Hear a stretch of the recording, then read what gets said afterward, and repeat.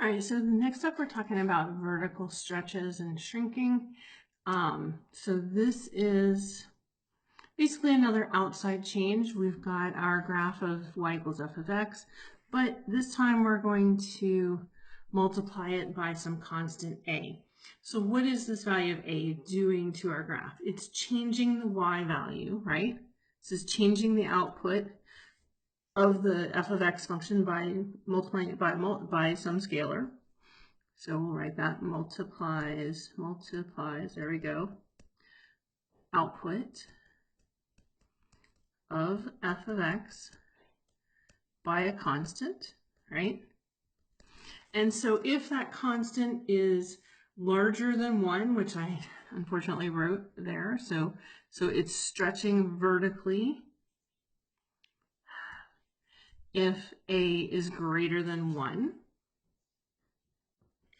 Okay, so I moved it. So, all right, so if a is greater than 1, or the absolute value of a is greater than 1, we're going to stretch our function. So this is like taking the old Stretch Armstrong toy and thinking about stretching it so that he's super tall, right? That's what we're doing here. Now, if that a is less than 0, it's going to also be a reflection. But the main thing is that if the magnitude is greater than 1, we are stretching our function vertically. If it is between 0 and 1 for the magnitude, we're going to be shrinking it. We're going to be compressing it. So this is like taking your Stretch Armstrong doll and squishing him. He's still got all the same size and everything, but he's been squished vertically. And again, if our value of a is negative, then we are also doing a reflection across the x-axis. Okay, so we've got some examples here. We've got our graph of absolute value of x, which is shown here. And so what's going to happen with 6 times the absolute value of x? Well, every value of the output of absolute value of x is going to just be multiplied by 6. So 0 obviously is still going to be 0. Well, here you can say, so our 1, 1 became 1, 6. Our 2, 2 is becoming 2, 12. So it's been way stretched. Negative 1, 1 is becoming negative 1, 6, and so on. Now, what about the 1/3? So this one has been stretched. We'll say stretched. It's important to include the word vertically because we're going to have horizontal stretches too. And we're here by a factor of 6. So what about 1/3 x? Well, kind of the same story, right? 1/3 of 0 is still 0. And I'm going to go visit 3, 3 here because 3 times a third is going to be 1, right? And let's see, when we get up to 6 here, 1/3 of 6 is going to be 2. So our new function here is going to look like it's been squished a little bit, right? It's going to look like we took that blue function and put big heavy something on top of it to make it grow more slowly. So this one, we have been, we'll say compressed or shrunk or compressed. Again, vertically is important. We can say, I'm not going to be too picky here if you say by a factor of 3 or by a factor of 1/3. I'm not going to be too picky. So it's 1/3 of what it was, but when we're talking about shrinking, it's been shrunk by a third. Either way is good. All right, and there you can see that one I did line up pretty well. So horizontal shifts work pretty much the same way, except that they are inside changes. So you are changing the input, not the output. So I'll write that, changes the input, not the output. And so this one kind of operates the reverse. We are shrinking horizontally, so this is kind of like the trash compactor in Star Wars or whatever, where the walls start shrinking, start compressing in, where you're going to get, your function is going to look like it is being compressed horizontally. So that's going to happen when that factor multiplying by x is greater than 1 absolute value. If it is between 0 and 1, we're stretching it horizontally, so it's going to look like a vertical compression. They do look very, very similar. And again, for c less than 0, we have a reflection, but this time across the y-axis. So it's a little bit better if we show you what we're talking about here.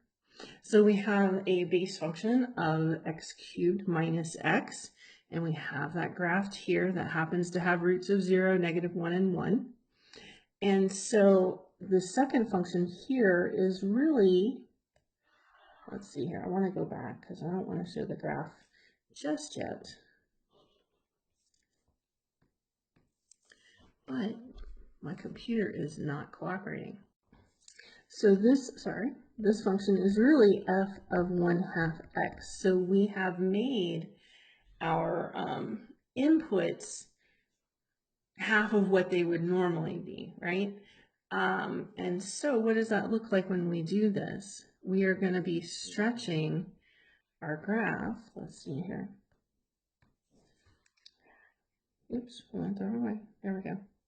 There we go. We're going to have that. So an important way to differentiate. So here is, we can see that it kind of looks like we've taken it on either side and we're pulling it, we're stretching it, stretch horizontally. And we can say by a factor, if you write 1/2 or by 2, I don't care. I'm going to know what you mean, but it's really by a factor of 2. So, and then when we do f of x equals 2x cubed minus 2x, this is really f of 2x, right? We don't need the cube on there. And so this is going to make it look like we've taken our original blue function and kind of squished it in that trash compactor. You can see it kind of looks like a skinny version of the original. So how can you tell a vertical stretch from a horizontal stretch if you only have the graph? You'll note here, horizontal stretches, the zeros don't stay the same. So horizontal stretches or compressions, the roots will change. This will not happen with a vertical stretch. They stay the same. And I'm going to pop over to GeoGebra and you can kind of see that before we start going onto the other examples. All right, so I'm over here in the GeoGebra book. I've got about 5 kind of little applications or whatever you want to call them here, where you can explore various transformations. This one is going to let you see, okay, here I'm changing a vertical shift. Here I'm changing a horizontal shift. Here I'm changing a, this is actually an inside change. So this is a horizontal stretch. So you can see when we get bigger than 1, it gets narrower. And when we get smaller than 1, it gets, so we see that a horizontal stretch and a vertical shrink kind of look the same, but the difference is in whether or not those x-intercepts change. So let's put this back to here, and then this one's going to let me, this is an outside change, except it's a little messed up because we have the -2 on there. So let's look at this one. So this is going to show you, hey, what happens with a vertical stretch. You can see that we don't have, the root stays the same on all of them. But so each one of these lets you kind of play around with this. I'm going to do this though. We're going to say, hey, let's let y equal,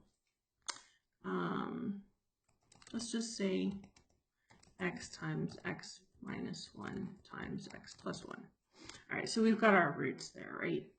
And so that's g. So if I say, I'm going to say, let's set m if I just say m, it's going to give me a slider. And this means I can change the value. So I want to see g of m times x. Okay? So you can see here, as I change that value of m, this should be a horizontal stretch or compression, right? As m gets large, we see it get compressed. As m gets small, between 0 and 1, we see it kind of gets stretched out horizontally. Now, on the other hand, if I go and I say, let's let y equal m times g of x, this is an outside change.